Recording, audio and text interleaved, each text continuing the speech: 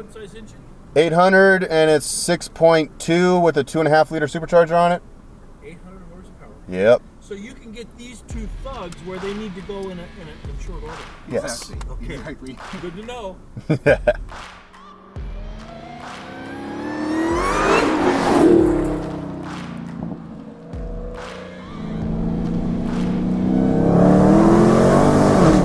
Fucking beer. Thank you, power of Hellcat. God damn. You get that? What's up? Back Pain 4 here. Get your fingers off the grill, Tony. All right. So today, this is probably the most powerful motherfucker. This is the most powerful car in terms of horsepower we're gonna ever put on the touge. So for those who don't know, it's a 2020 Hellcat Challenger Hellcat wide body. Traction control on track, which means it lets you have, it's basically off, but stability control is still on. Suspension stiffened up, steering stiffened up, and give you a little tour of the race options we'll have that are, we don't need line lock because we ain't going to be doing, you know, no drag racing. Launch control, I'm not going to mess with it too much because this thing already launches hard and the road surfaces we're on the touge, it's not the best. Chiller. I like this because basically it routes the air conditioning into the supercharger to cool down the supercharger. Shift flight if necessary. Race cooldown. See, the idea behind race cooldown is, let's say you ran hard in mountain, and when it gets to a certain point, it'll try to lower the temperatures down, the intake air temperatures down, and we'll go from there. Other little graphs we got back. We gotta love these Mopar Celeste. Okay, performance pages. We got our power, 1 through 8 gears, G-force meter, and torque numbers. Timers, more drag racing-esque, you know, 60-foot reaction times, all that stuff. That means somebody's done it. That's not me, I swear. So gauges, oil temp, oil pressure, coolant temp. I'm putting it up here. Battery voltage. Then we get page 2, trans temp, boost pressure, air fuel ratios, and intake coolant temps. And third one is just your intake air temp.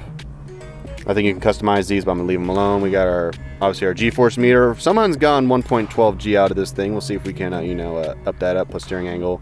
Engine specs, so it'll be able to tell us our boost, horsepower, and torque while we're running. And a dyno, which kind of shows you a graph of everything that's going on. And yeah, that's pretty much the interior. And speaking of which, we're at AM, PM. We're about to head up right now. Oh, for sure. Okay. Cool. Yeah. All right.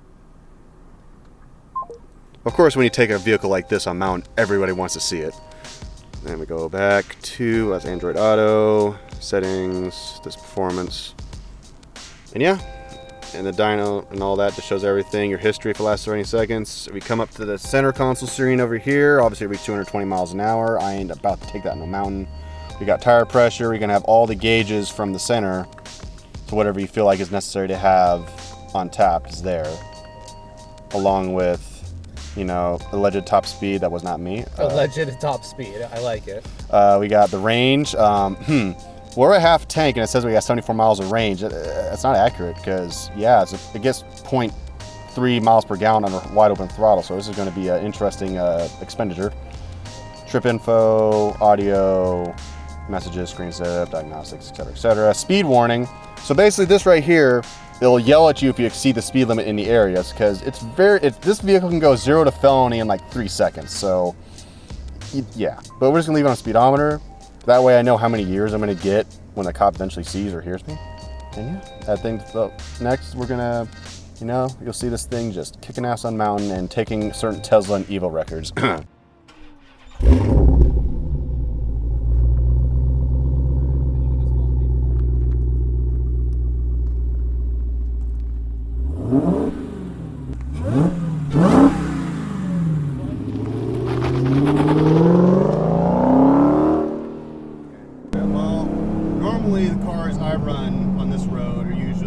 Powerful car brand, this was a GTR, but it had all-wheel drive. This one has 800 horsepower, just going to the rear wheels. Plus a little bit lower.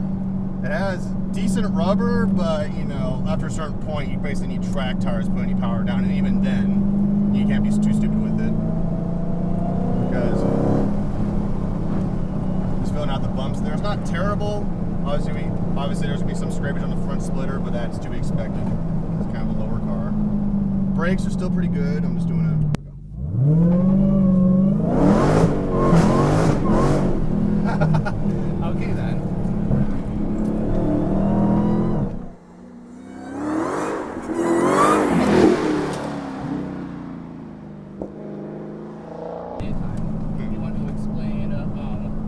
what your targets are for tonight?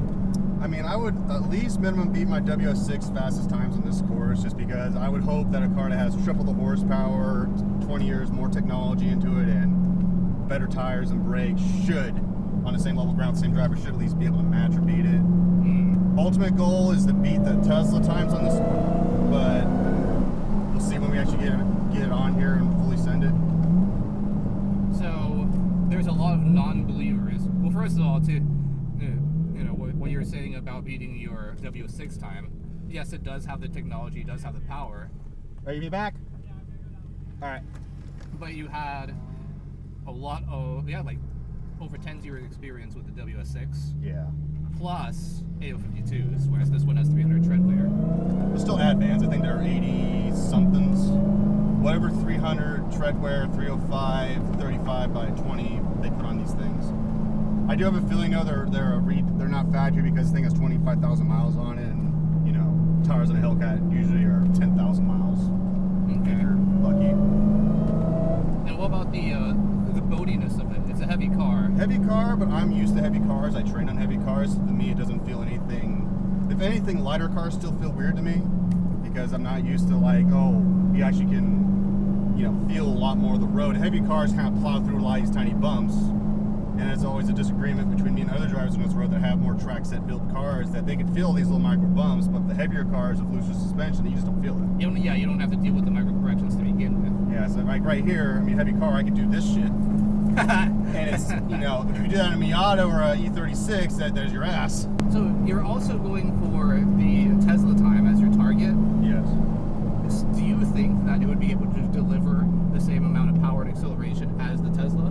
I feel like that this thing's brute strength. It's on a few straightaway sections I'm better at. Will be able to make up the difference. Okay. I just feel like there's certain, like the Tesla's great up to about 80 miles an hour, but like, I feel like this one in a roll, because that Tesla's only a Model 3, it's not the full-on Plaid. It could still, you know, Tesla puts it down better, but this one puts more of it down. That makes sense.